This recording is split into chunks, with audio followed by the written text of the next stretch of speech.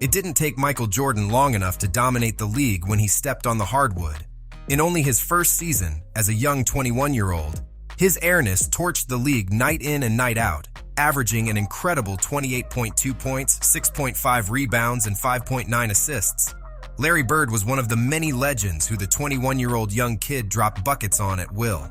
Back in 1984, even before MJ was a professional NBA player, Jordan was handing buckets to some of the league's best. The young Mike Jordan was a member of those Olympics teams which beat teams of NBA All-Stars during prep for Los Angeles games. After an incredible outing, Air Jordan did manage to win Bird's respect that night. According to a former Boston Globe reporter, Dan Shaughnessy, the Boston legend had predicted Michael's successful career right after their first matchup. By the reporter, the first night Larry played against MJ, the Celtics legend said, "That guy is going to be the greatest player ever. You watch." One commentator who felt the same about the young bull was Billy Packer. Packer was an American college basketball player, sportscaster, and author. He spent more than 3 decades working as a color analyst for television coverage of college basketball. This is what he had to say on the young MJ already in 1985. Here's a break. Jordan back at Magic Johnson, and there you saw Michael Jordan's tremendous skills. In my opinion, Michael Jordan has the opportunity to become one of the all-time great basketball players in the history of the game, a Hall of Fame type player. He possesses so many skills physically, and he has all the skills as a basketball player in regards to shooting, ball handling, movement with and without the ball. There is just no limit to what Michael can do. He has the package that can make him one of the greatest of all time, and there's an example. He's also very unselfish and really a guy that likes to win every time he goes on the floor, so he never lets down. Jordan play baseline, he lofted it high. I think he can be one of the greatest players in the history of the game, and here's where he shows he can take it to the hoop and create shots. I mean, he's got the outside jumper. He can rebound offensively and defensively. Super defensive player. He can make the pass off the dribble. His jump shot has been suspect, but it's got great form. So there's just nothing he can't do. Plus, he's got the great heart and mind to go with the game. Michael Jordan has impacted the NBA in a way no one else has, which is why he's considered to be the greatest player of all time. One of his biggest influences is footwear. Because of how he fought to wear his own sneakers on the court, players now have the freedom to don whatever they want. In 1984, the Chicago Bulls superstar courted controversy by wearing banned sneakers in games. Jordan got fined $5,000 each time he decided to play an NBA game wearing his famed sneakers. The NBA even had to send a letter to Nique about MJ's actions, but that wasn't enough. Jordan went ahead with his plan to wear the shoes, and the league got tired of it. Here's young MJ telling about his sneakers situation back in 1986. I got one thing to say. Yeah, what's that? I see Adidas shoes. Yeah. Why? Is this the shoe that the NBA wouldn't let you wear? Yeah. Now, why wouldn't they let you wear it? Just because it's ugly, I I guess, never for seen starters. Hey, I agree with you. They are ugly. Now, wait a minute. Didn't you help design these? It's the shoe, not the coloring. Oh, not the color. Have anything to do with okay, the so, color. but what's wrong with the coloring? What rule do we violate here? Well, it doesn't have any white in it. Uh-huh. Well, neither does the NBA. There are no stories about Michael Jordan in which he sounds like a chill, cool-headed person. These first-hand anecdotes about the NBA legend always seem to encompass a couple of things. MJ loves golf more than anyone else loves anything, and never say anything bad about him or you'll regret it the rest of your life.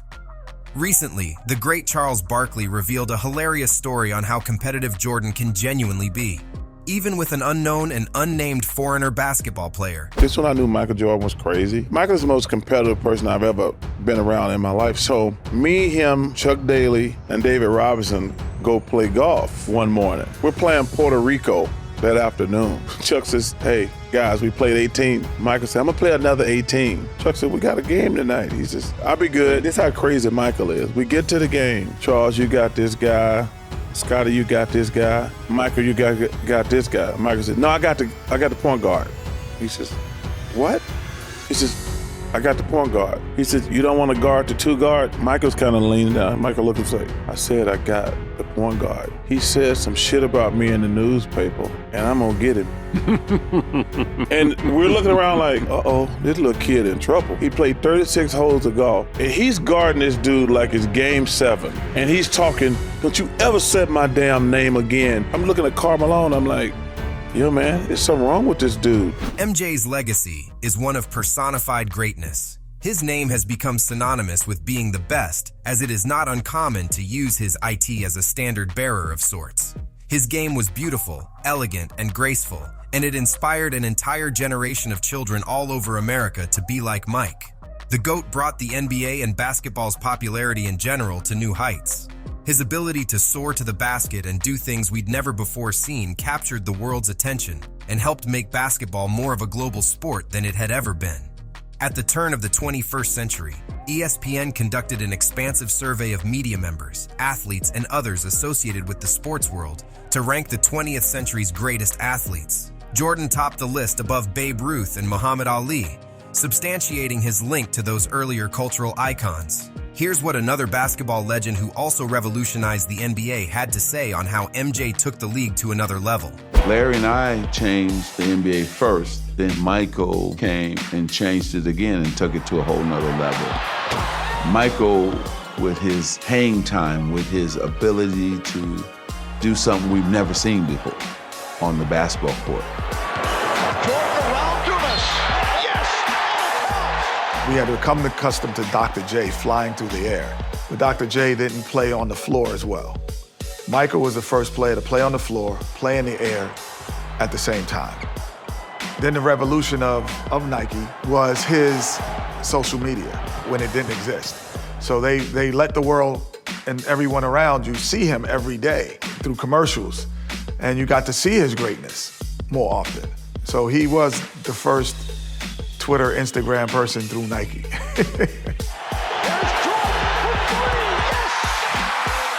MJ and Spike Lee starred in a series of Nike commercials in the late 1980s and early 1990s that are some of the most iconic and memorable in sports advertising history. The commercials, which were directed by Lee, featured Lee as Mars Blackman, a fictional character from Lee's 1986 film She's Gotta Have It. In the commercials, Mars is a New York City basketball fanatic who is obsessed with Michael Jordan and his Air Jordan shoes. The commercials were a huge success, and they helped to solidify Jordan's status as a global icon, and to make Air Jordan shoes one of the most popular brands in the world. They also helped to change the way that sports advertising was done by introducing a more humorous and irreverent tone. In 2022, Lee recalled how it all started with him and Jordan. Tell us about your relationship with Michael for sneakers, because he started it all. My first feature film called She's Gotta Have It. Mars Blackman was his character, the original sneakerhead. He wore Air Jordans. Film was a hit. Jim Riswall, Nike executive, Jim Riswall and Bill Davenport saw the film in Portland. So it was their ideal to pair my character, Mars Blackman, with Michael Jordan. Wow. Iconic. So they called me up, said, we want you to play Mars, you direct, we want to be in black and white. Here's the thing though, Michael never heard of me. He didn't know who I was.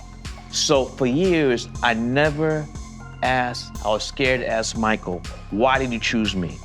So at that All-Star Weekend in Toronto, where it was like 50 below, finally asked Mike, why did you choose me to direct the commercials? He said, Spike, you wearing my shoes.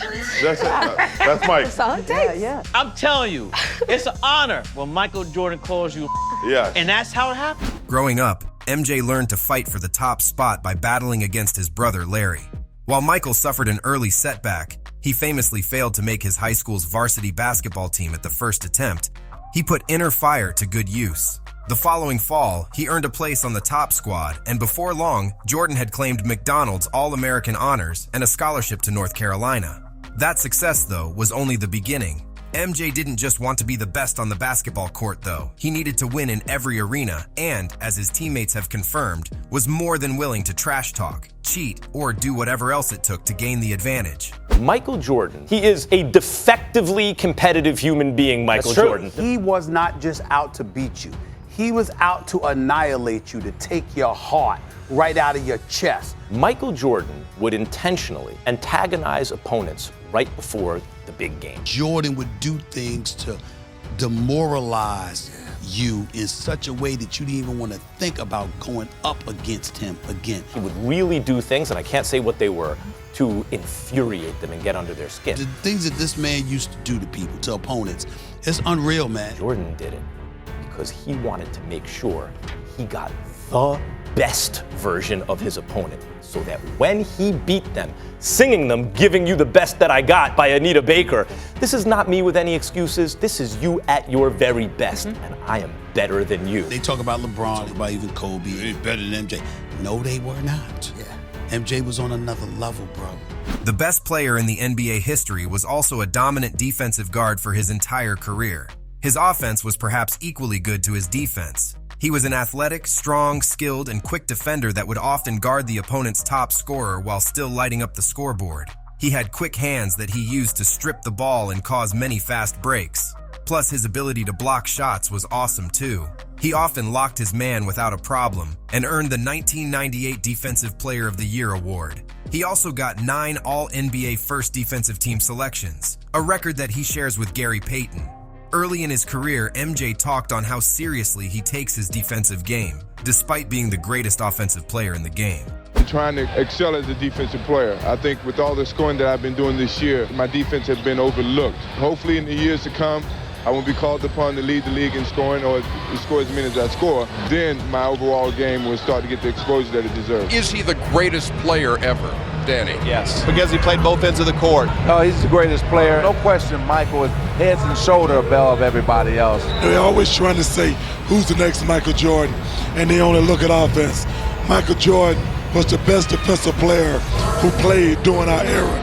And that's what separated him. The domination everywhere. No players today, like Charles just said, that can dominate a game without scoring 30. There's been games where Michael didn't score 30, but dominate the game from defense, the assist as well, and the defensive end, total package.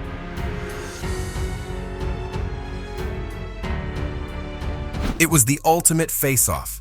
It had been 3 years since Michael Jordan and Dominique Wilkins squared off in the All-Star Slam Dunk Contest. In the first matchup of the high-flying duo in 1985, Dominique edged out the Bulls rookie to win his first dunk title. Injuries prohibited the rematch of the two superstars in 1986 and 1987. This time around, Jordan had the home court advantage in the battle of the league's top 2 leading scorers. The 1988 All-Star Weekend was being held in Chicago Stadium, home of some of Michael's most spectacular dunks. Michael and Dominique would not disappoint the packed Chicago Stadium crowd of 18,403 fans, taking turns showcasing some of the event's finest and fanciest dunks ever seen. With a combination of power and finesse, the human highlight film took a comfortable lead heading into the fourth and final dunk after earning 2 straight scores of 50 points. But Dominique's final two-handed windmill jam scored a modest 45, setting the stage for the defending champions finale. Needing 49 points to capture his second straight slam dunk title, Jordan headed to the opposite end of the floor to the delight of the Chicago fans. They knew what was coming. A la Dr. J, Jordan took off running, lifted off from the free throw line, double-clutched in midair, and slammed it down for the perfect score and the slam dunk title.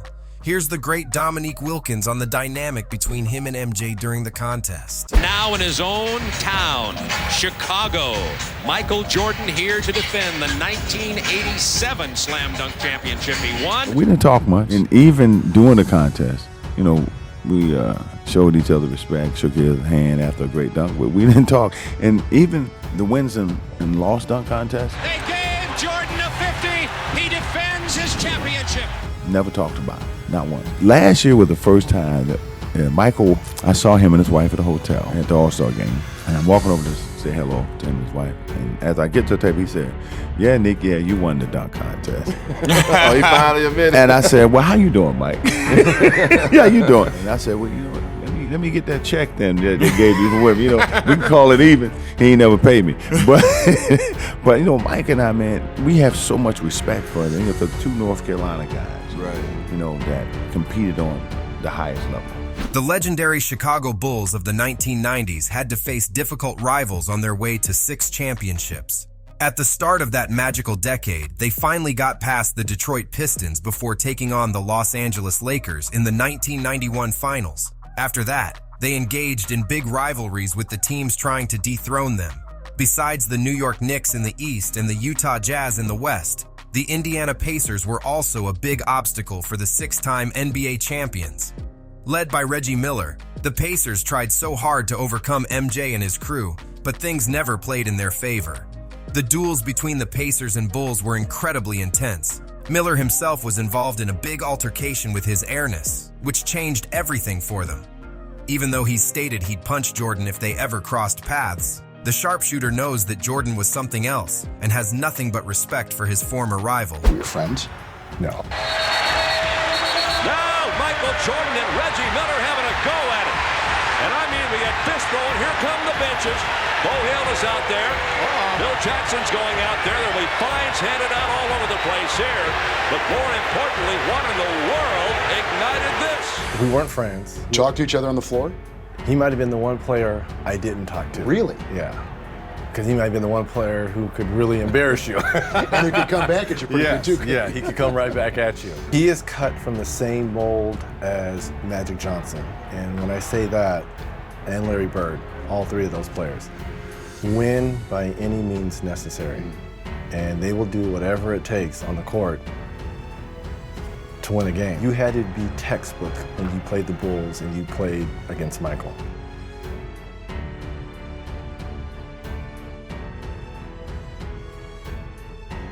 Drafted by the Portland Trail Blazers as the 14th overall pick in the 1983 draft, Clyde Drexler looked like a decent pick, but his massive jump in numbers in his second season set his path to greatness.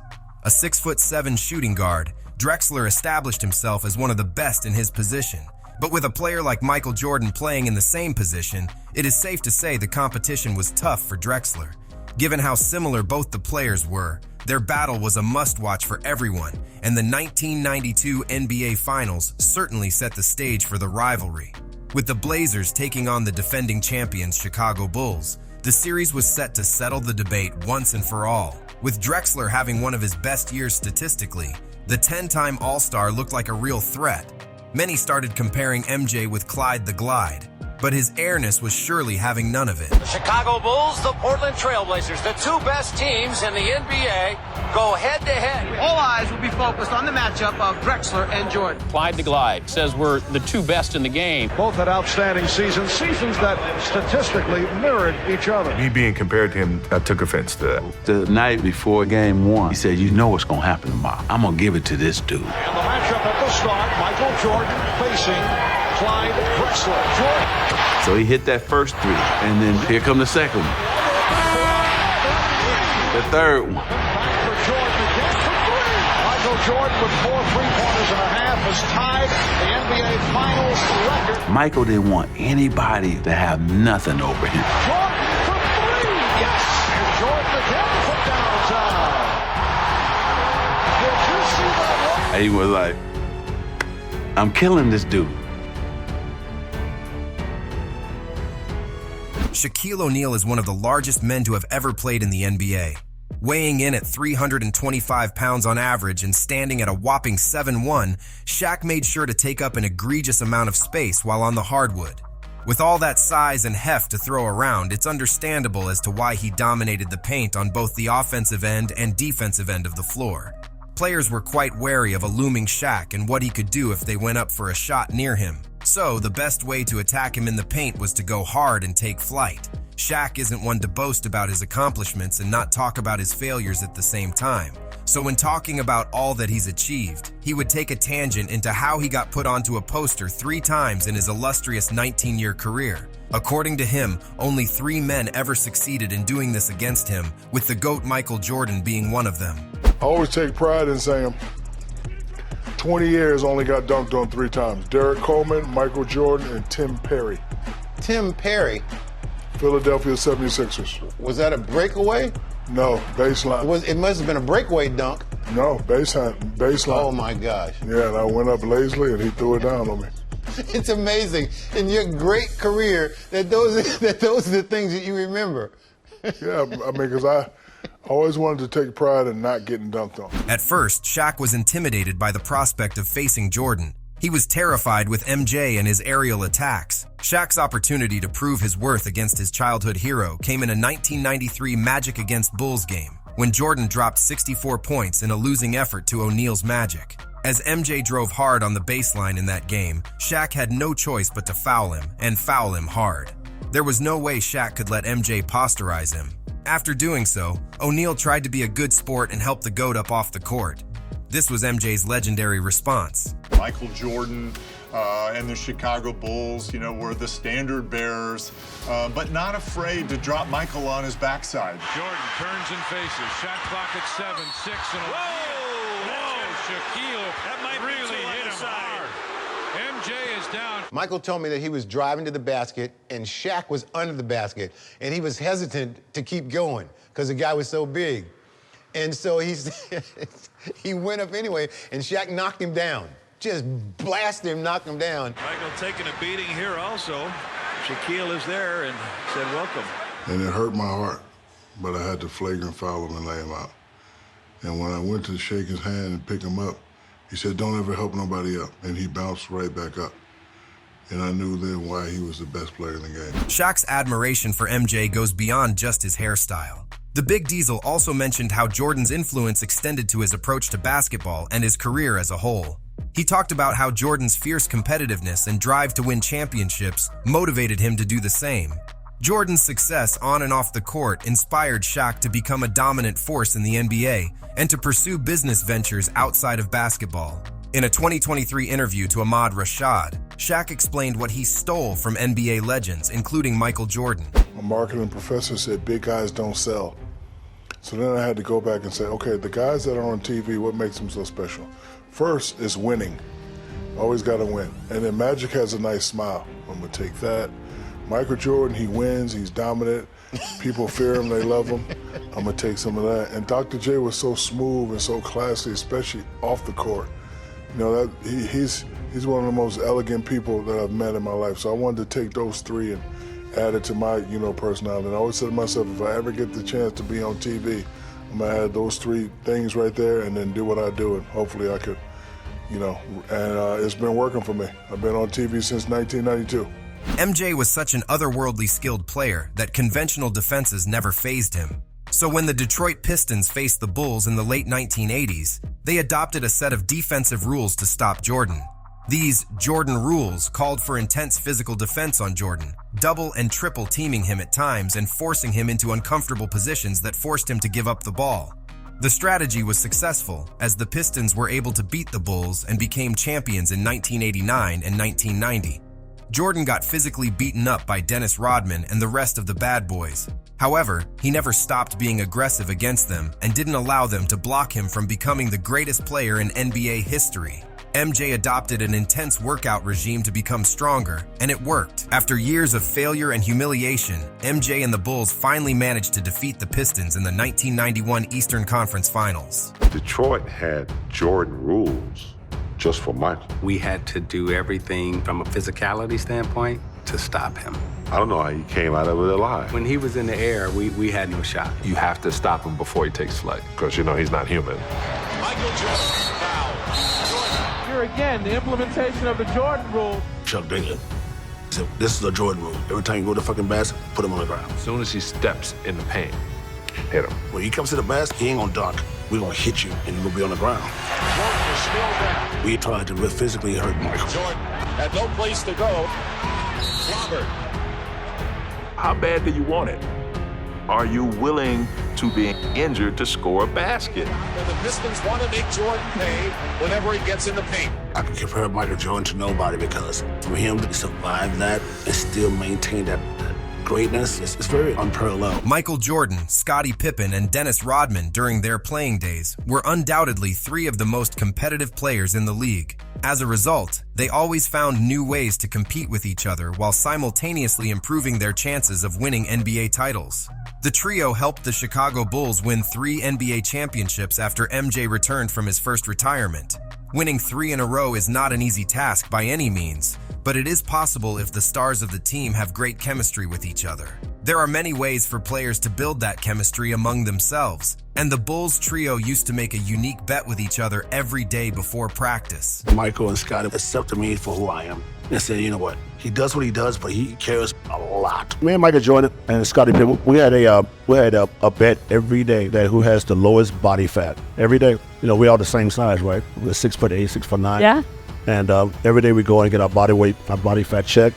Michael would be like, this is a true story. Michael would be like 3.2, Scotty be like 3.3, I'll be like 3.4, but every day we switch.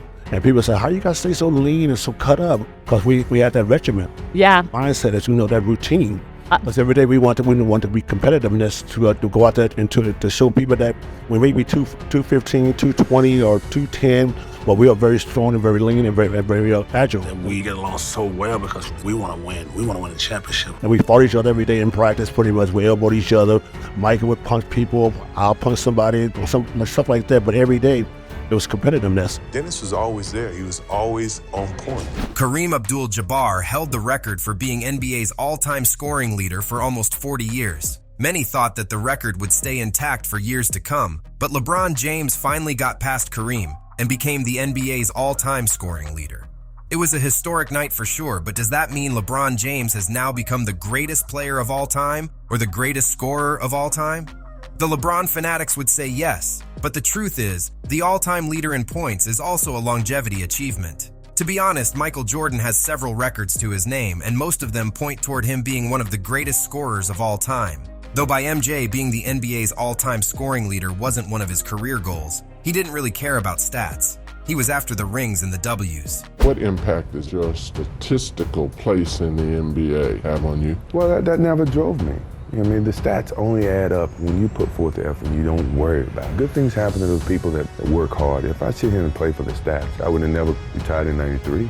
Or I still probably be chasing Kareem Abdul-Jabbar all-time scoring lead. I mean, that doesn't drive me. I mean, sure, it defines to some extent for people who don't know me or 20 years from now would never know who Michael Jordan really is.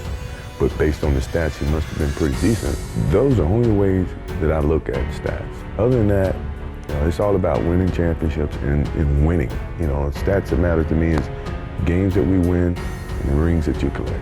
As you leave the game, what message do you want to leave to young athletes that are coming on? Be true to the game, because the game will be true to you. If you try to shortcut the game, then the game's going to shortcut you. If you put forth the effort, good things will be bestowed upon you. Players nowadays actively chase GOAT status. Either they try their luck to win 6 rings or try to impact the game the way Michael Jordan did. But MJ himself, widely known as the greatest of any sport, cringes whenever people call him the greatest of all time. MJ isn't just one heck of a basketball player, he's also a diligent student of the game. He didn't just study the moves of those that came before him and integrate them into his toolbox. The Bulls legend also studied the history of basketball itself. He knows that the likes of Wilt Chamberlain, Jerry West, and Bill Russell paved the way for him. In addition, he has never played against any one of them. And so by him, he cannot claim he's the greatest of the sport when he only played with the best of his era.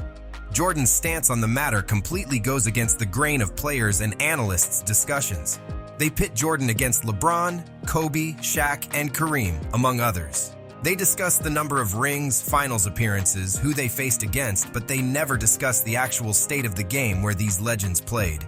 Here's MJ's take. When they start comparing, who's the best of all time, I never can accept that role. There's a lot of old guys that influenced my game, and if I didn't see those guys, there's no way my game would have evolved. So I'm not here campaigning for the best player in the world or in the history. I'm not saying that. Because everybody plays differently in different eras. It's your opinion. It's their opinion. I accept that as their opinion. If you ask me, I would never say that I'm the greatest player. MJ is famous for never wanting to have a day off in both practice and NBA games. He demanded to be on the court at every practice to keep developing and sharpening his game. MJ also used practices to simulate what happens in actual games and pushed his teammates to be better. Barring his injury-riddled seasons in 1985-86 and 2001-2002, and after a baseball-shortened season in 1994-95, Michael Jordan was a virtual Iron Man. It is incredible that he didn't miss a single game after coming out of retirement for the first time in 1995 until his second retirement after winning the title in 1998. After he came out of retirement once again to suit up for Washington Wizards, MJ still wanted to play every game and practice every day despite being a 40-year-old. Being 40 years old, playing back-to-backs, he played 82 games. Yeah, 82. But the crazy part about it, he would never sit out of practice. Like Doug Collins was like, Mike, man, no. Like he wanted to play and practice every single day. He's 40 years old, and still every day, first one there, always called the Breakfast Club. He always getting his lift in. Yeah, but he wanted to practice every day and play 82 games at 40. Like when we came in the league, that was a badge of honor to play 82 games. That's what, yeah, we like, talked about that. Like that's a badge of honor. And this man do it at 40 years old on one leg. Like, come on, man. Talking about dedication to the game. Like, it don't get no better than that. Doug Collins had to, try to kick him off the floor. He wouldn't leave. That's what the greats do. These days, Meta World Peace, or Ron Artest, is remembered more for his frequent name changes and infamous role in the Malice at the Palace than anything else. During his time on the hardwood, though, the forward also became known for his defensive effort. During the early days of his professional career, Meta Sandiford Artest hit the court with MJ and ended up breaking the legend's ribs. While that situation could have ended in disaster, it set the stage for the young forward to receive one of the greatest phone calls of his life. MJ, when he gets the ball, he scores. He was very good at 38 years old. He's still amazing. We was in a game, and MJ would ask me to come back because I was 19 years old, but really competitive. Right. And he would guard me. Yeah. At that time, MJ was killing. Because he was killing everyone. MJ, he's so strong, he holds you. And I moved his arm and accidentally hit him with my elbow, broke his ribs by mistake. He came back down, he was like this, and he got the ball, free throw line, game over, MJ, right? Right. And went off like this. And I'm like, damn, MJ is nice. And I didn't go back to play the next day. I was kind of upset. And MJ called me and he was like, hey man, don't worry about it. Like, he just called me and then he invited me to his office. And he broke his rib. When I broke his ribs, he sat out 3 months, came back averaging 25. And I was telling people, if it wasn't for those 3 months off, he would average 35. He was killing me. I was an amazing defender. Right. And Jordan had 40. Right. So I'm like, what the hell is going on? Right. If Jordan wants to average 50, if he was playing his era, I think he averages 50. During his entire career in the NBA, the GOAT was given many nicknames. Some are MJ, his Airness, Air Jordan, and the list goes on. However, not many are aware that Jordan was popular among the players as the Black Cat, and even before MJ went to play college hoops in North Carolina, he was already called Black Cat by some of his peers. Years later, the moniker was used by Tinker Hatfield, a decorated Nike designer who named the Air Jordan 13 shoes in the nickname. Hatfield explained MJ moved like a cat with feline movements, but he conserved energy. He'll be chilled down, but on a moment's notice, he can turn it on. By Hatfield, Jordan plays basketball like that, with grace and smoothness. But he strikes in ferocious ways, like a black cat. Opponents and fans who have been left in awe of Jordan's basketball exploits have called him Black Jesus. Based on popular stories, it was former Indiana Pacers great Reggie Miller who revealed how the name started.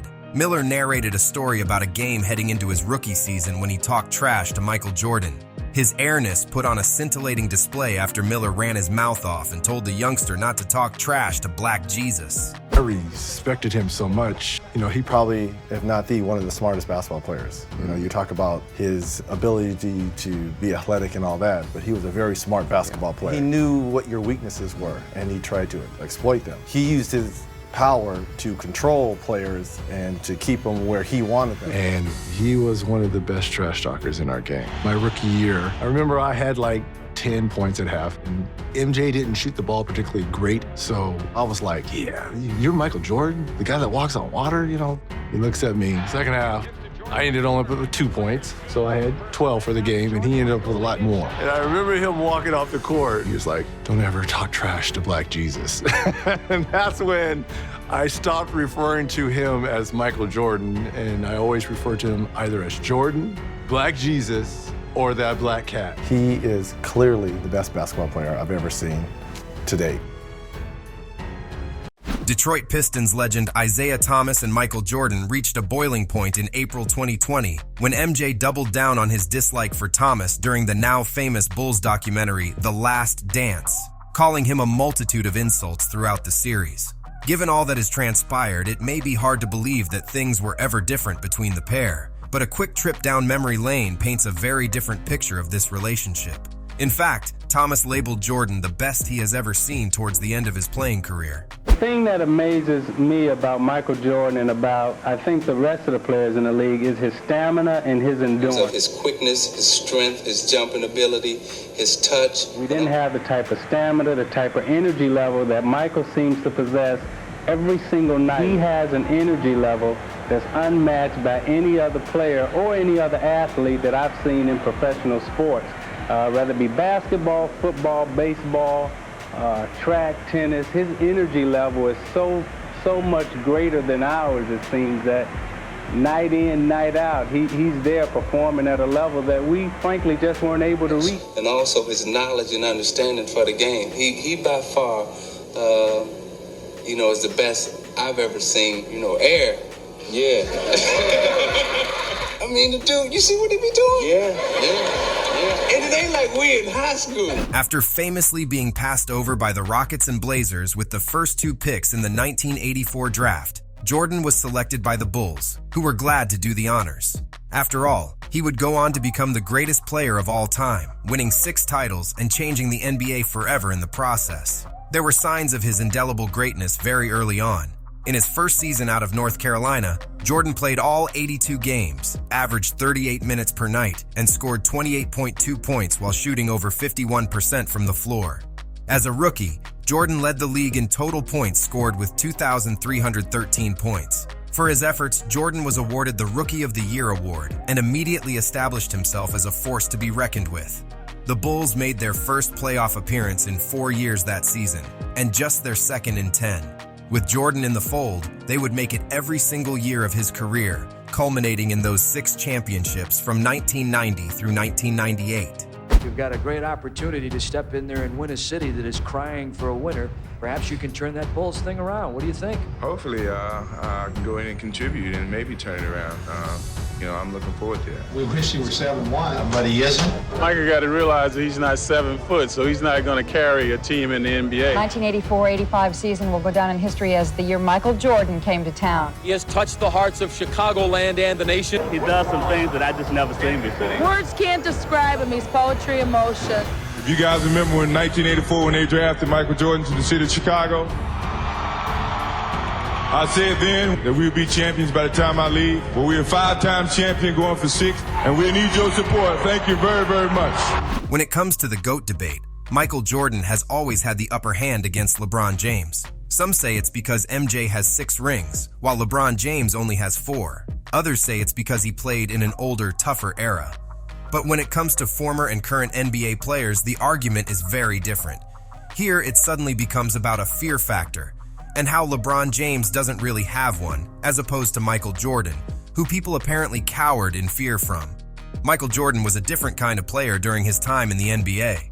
During his playing days, opposing players would make it a point to not exchange smack talk with him. Not because it had no effect on him, but rather because it did. You talked enough smack to this man and suddenly he's giving you 60. And according to the 1990s NBA players, that mentality is where the fear comes from. I saw it with my own 2 eyes. Everybody universally respects LeBron. They feared Jordan, bro. Nobody was ever scared of LeBron. They respect him, but they don't fear him. I was terrified out there. You was scared of MJ? Yeah, just watching him out there, I was terrified. Throughout LeBron's tenure, there has always been a debate as to who was his peer. Tell me one time in MJ's career when there was even a question. In the summertime, when they put them goddamn schedules out, you look and you put that damn mark on Chicago. You walked into an arena and you was like, damn, I got to deal with this dude. I want no parts of him. And you just, the night before, you asked me shit, man, it's sleepless nights, man. You were so scared of MJ, you were depressed the night before thinking about going up against that, bro. Man, think about this shit, what you got to do tomorrow, and you don't want to get embarrassed. He was just a dog, man. Folks who watched MJ and watched LeBron, no. They just leave alone like Jesus. Please, he's by a class by himself, man. Leave him alone. MJ and Charles Barkley entered the NBA together in 1984 as part of the legendary 1984 NBA draft class that also included Hakeem the Dream and John Stockton. Barkley and Jordan became friends during their time in the NBA and even played in the NBA Finals against each other in 1993. But Barkley still remembers his first time meeting Michael Jordan. During the Steam Room podcast, Charles Barkley shared his first interaction with Michael Jordan as both players were invited to Indiana to participate in the Team USA Olympic trials. The first time I met Michael was at the Olympic trials. And I remember going to the airport, me, John Stockton, Karl Malone, and Terry Porter. And I get back to college, and John Thompson calls my coach. He says, "Hey, Charles, I want you to know, I just thought you were the second best player here." And so I said, "Coach, I really appreciate you taking time. It meant a lot to me." So we hang up the phone, and my coach says, "I thought you were the best player." I said, "Well, I'm not." I said, Coach, I just saw something I've never seen in my life before. In my opinion, Michael Jordan has the opportunity to become one of the all-time great basketball players in the history of the game, a Hall of Fame type player. There's this dude at North Carolina. He's a little taller than me. He can outrun everybody. He can outjump everybody. I've never seen anything like it. He says, oh, Michael Jordan, I'm gonna remember that name. I think he can be one of the greatest players in the history of the game. There's just nothing he can't do, plus he's got the great heart and mind to go with the game. As if Michael Jordan didn't play like an alien during his peak, his former teammate B.J. Armstrong claims that that version of MJ had been nerfed due to lack of sleep or proper rest. Jordan's relentless pursuit of becoming better and his ruthless competitive spirit kept his drive burning even when MJ should have been sleeping or recuperating. For people like him, sleeping was a waste of time that could have been spent practicing or mastering hobbies. Even outside the basketball court, we've learned of tales about Jordan playing golf or cards that became so competitive he wouldn't rest until he won. Armstrong spent years with Michael Jordan on the floor as a teammate and rival. As someone who had seen him up close, Armstrong claimed that MJ could have been so much better if he had rested enough. I was just amazed his ability to play and then come back and practice and play with the same energy with no sleep. Okay? His true gift, Rex, as Rex knows, his true gift, which we don't want to say what Rex can put it in context. He can explain it. I'm just going to say it and let Rex explain it. His true gift if was, the man was hanging out. If he would have slept, we don't know how good he really would have been. We didn't see the best of Michael Jordan because he didn't sleep for, 14 years, okay? Yeah. Literally. Wow. This isn't like a little sleep. He literally didn't sleep. And he didn't eat. Yeah. So you got a guy who didn't sleep, he didn't eat, he's playing cards and whatever he's doing at night, you know what I mean? Let's keep it PG, hey, Rex, doing whatever happens, and the guy is playing as if and you're like, wait a minute, you just played 45 minutes the other night. And you're like, how? At this point in time, MJ has become a larger-than-life figure. There are almost as many stories about his personality and off-court exploits as there are about his playing career. And while that's helped us come to know his airness, it does create something of a boilerplate stereotype. But when the greatest point guard of all time spits truth about MJ, we listen. During an appearance on Shannon Sharpe's club Shay Shay, the Lakers legend Magic Johnson handed MJ a new title. In Magic's mind, Jordan was the strongest athlete he ever saw. Magic wasn't talking about Mike's famous will to win, nor his speed and his unreal vertical leaping ability. Instead, he was impressed by MJ's ability to smoke, gamble, and golf, only to hit the court as if nothing had happened. Can LeBron surpass Michael in your eyes? It might take a couple more championships to do that. LeBron is special. We should just say, hey, Michael is special. And I always say he's special because, and he's the best to me because he never lost in the NBA Finals. And he's averaged over 30-something points a game. I mean, the guy is just unbelievable. If you come at me and you ask me, that's who I'm going to go with, is MJ. He was the strongest, not basketball player, athlete I've ever seen. Michael is not going to talk about himself. He's not going to say, hey, I'm the greatest player that's ever lived. That's not who he is. He's never been like that. But he let his game speak for itself. He bagged it up with how he practiced, how he approached the game, and then how he played the game, both physically and mentally. This next story took place in 2007. MJ might have been around 44 or 45 when this happened, 4 years removed from the last time he played in the NBA for the Washington Wizards. Though, he was still good enough to shut up a young dude who dared to challenge him. OJ Mayo was one of the most sought-after high school players in the country back then, but he made the mistake of talking trash to Michael Jordan at the Bulls Legends summer camp, and the greatest of all time made him eat his words. MJ's version of the story noted that it was the first time he had ever met Mayo, who would later play 1 year at USC before he was selected by the Timberwolves with the number 3 pick in the 2008 draft. After stopping the camp to send the kids to bed, Jordan executed his revenge. It's OJ Mayo. He was a top high school kid coming in front of my camp. Starts this thing about, you can't guard me, you can't do this. I got it going a little bit, had a little bit of John. Then he said, okay, now let me handle my business. So I stopped the camp, send the kids to bed. I said, oh man. We go back to playing, and he starts his whole thing that you can't guard me, you can't do this. We continue playing pickup, and Mike was Mike. So From this point on, it's a lesson. And from that point on, it was a lesson. You know, he was jawing a little bit and really getting into me defensively. You know, he's backing me down, you know, said, better scream for mama. You know, his mama, you know, hit the famous fadeaway on me. You never won a game. Finally, I just said, look, dude, you may be the best high school player, but I'm the best player in the world. He said, you may be the best high school player in the world, you know, but I'm the greatest ever. And don't you ever disrespect, you know, the great like that. I don't consider that trash. I consider that fact. You call it trash. The similarities between Michael Jordan and Kobe Bryant seemed endless. Both basketball legends had similar playing styles and mindsets, and they both wanted to win at all costs, on and off the court. MJ and Kobe were good friends, and Bryant's unexpected death in a tragic helicopter crash on January 26, 2020 deeply impacted Jordan. The tragedy made him reveal the true meaning of their relationship. MJ loved Kobe. He was like a little brother to him. At one point, Jordan said that when Bryant died, a piece of him died. Time built a true brotherhood between the master and the apprentice, and Jordan acknowledged Bryant's talent. Kobe respected guys, but it was different with MJ. He idolized Michael in a way that was different from anybody else, and according to the Lakers legend himself, there wouldn't be Kobe Bryant without Michael Jordan. Kobe was the most intelligent athlete I have ever covered in my life. That's it. Wow. So smart. Over Jordan? Yes, intelligence. I'm talking about intelligence. And Jordan's very smart, but this guy just, his insatiable curiosity about everything. He's calling Jordan at all times of the night and day. And Jordan told me recently, he said to me, I would like talk to him for 2 hours at 2 in the morning, and I'd hang up the phone and I'd say, why am I telling him all this? Like, I never told anybody else any of this. Why am I telling this kid all this?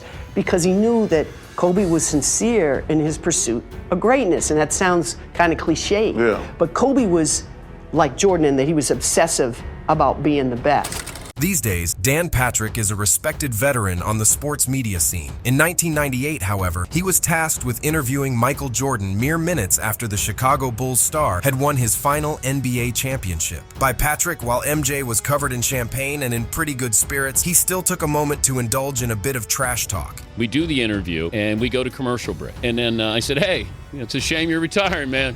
So I wanted a piece of you. And he turns. As you might imagine, his airness wasn't going to ignore a challenge from anyone, let alone a reporter. And he said, how would you guard me, MFer? Come here. Let me see how you would guard me, MFer. I went, okay. Patrick complied and put his forearm in the middle of MJ's back. Needless to say, Jordan wasn't impressed with that defense. And he just laughed. He said, you're lucky I'm retiring. And then he walked out the door.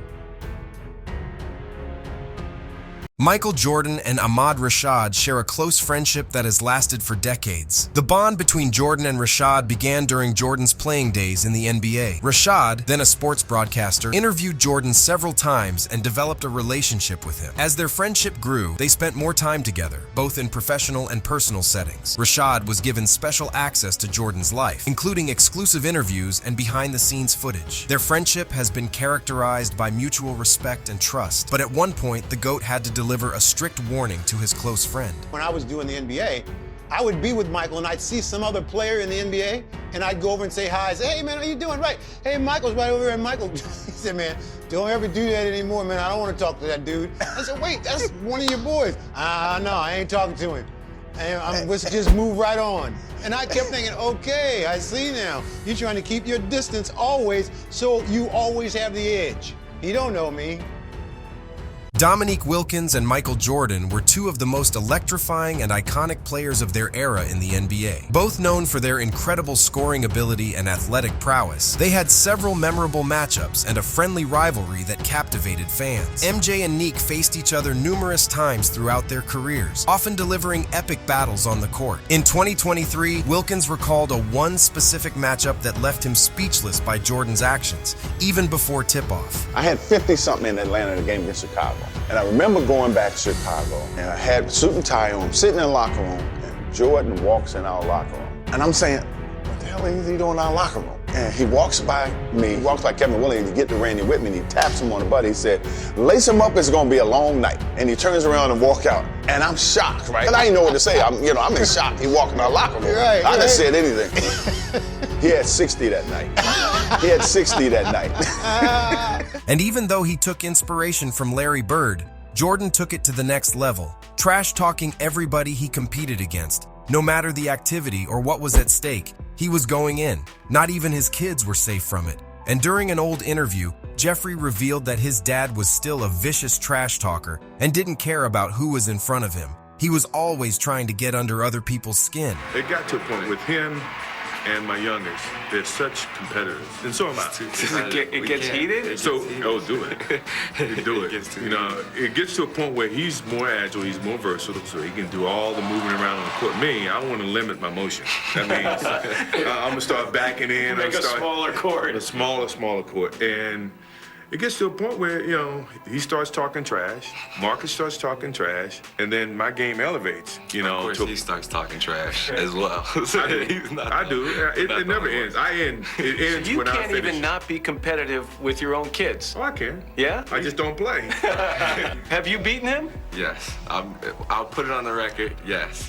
We played. Ask him how many times. Once. We don't play that much. When I beat my dad at golf for the first time, there was no one happier about it than my dad. It didn't thrill you that much? No. Even in his older days, in his 40s and 50s, MJ used to smoke his Bobcats and Hornets players on the practice floor and then talk smack to them.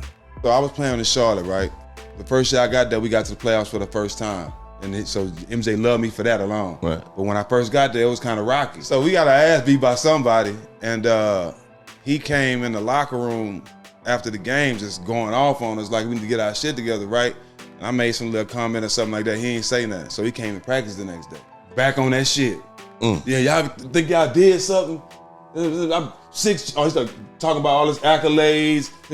Take my shoes off. Because, he had gave me his, what I'm saying? He wasn't just talking to me. He was talking because everybody had his shoes off, but he had gave me a deal and all that. Yeah. This shit kind of directed to me and Gerald Wallace because we the leaders of the team. Yeah. You know what I'm saying? Yeah. So he going off. Mike told you take his fucking shoes off. Damn near. You know what I'm saying? Look at all the shit I done done. I'm just going off on us right to the point where he gets on the second team in practice. And we lose. You lying. You ain't losing 50 years old. Mike suited up. How old was Mike? Listen, nigga, this was in 2010. Mike suited up? Dog, whatever he had on, he came out there, got on, pushed against the guard, whoever Gerald Wallace was guarding, the 3 guard, kicked him out and got in that spot and played with the second team. Our second team wasn't scrubs now. Oh, he scored a couple points, and to the point where he talked so much shit afterwards, he grabbed the ball and went dunk one on the way out. Tell us in the comments, what is your favorite MJ story? And if you enjoy this video, hit the like button, share, and subscribe.